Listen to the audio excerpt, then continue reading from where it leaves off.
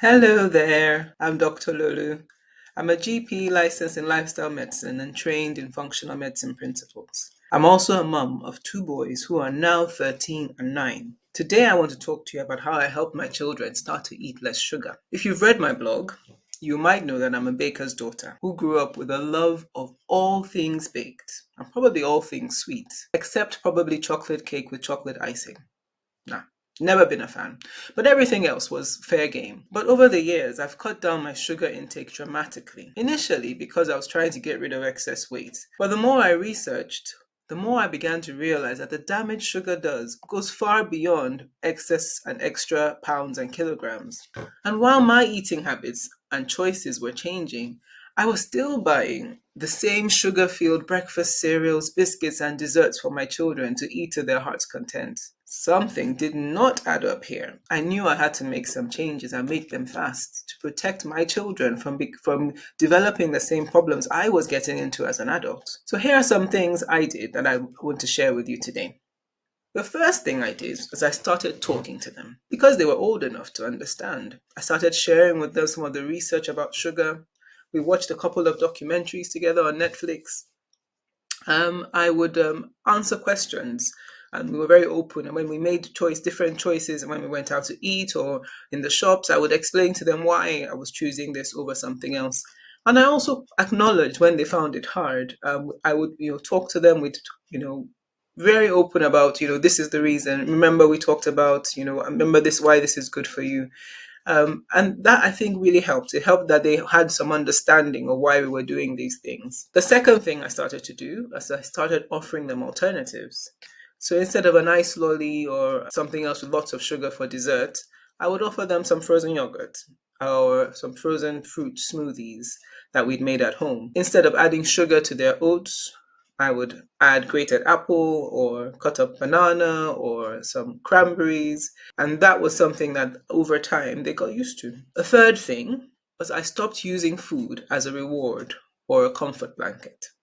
So no more offering ice cream after a bad day at school, or if someone won a prize or was student of the week. The reward wasn't we go to the shop and buy, you can get to pick whatever chocolate you want as a treat.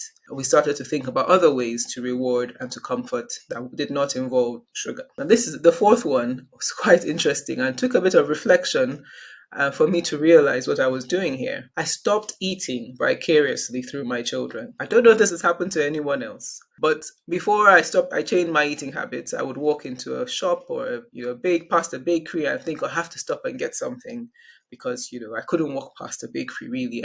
Everything in the bakery shop window was calling my name.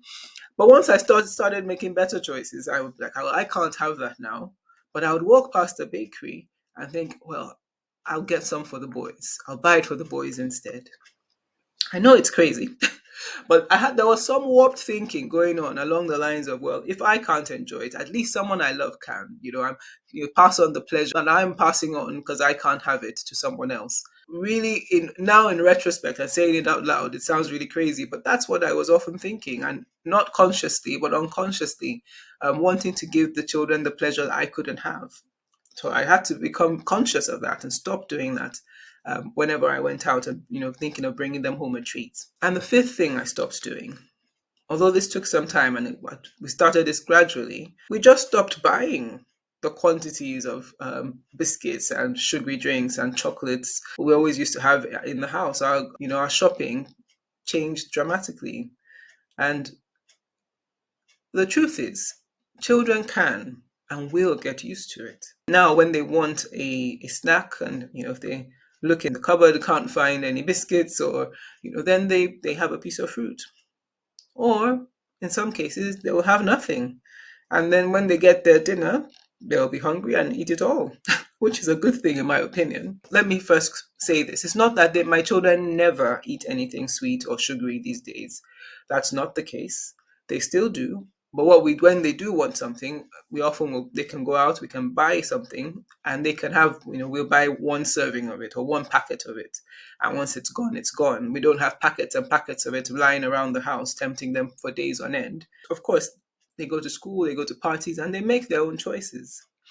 But the funny thing, and I'll just share this with you, my older son, we've noticed in the past year or so that now, actually, when we, let's say someone, brings home some birthday cake or something with icing and, the kinds of things they would really just love in the past, he'll take one bite or two and then say he can't have any more. And I'm like, what's going on? He's like, oh no, it's too sweet. When the first time he said that, I was like, wow, that's victory. That's his taste buds essentially having been changed to the point where he's able to make a choice of, actually, I don't want this because it feels too sweet to me. Even though he may not consciously be thinking about, oh, this is sugar and it could do all this damage to my body. And I actually think I was quite pleased. I thought that's a victory, because that's a gift that's going to keep on giving for life. He will be able to make better choices. So, did any of these resonate with you? Is there any one thing of what I've said that you could start doing to improve your children's future health?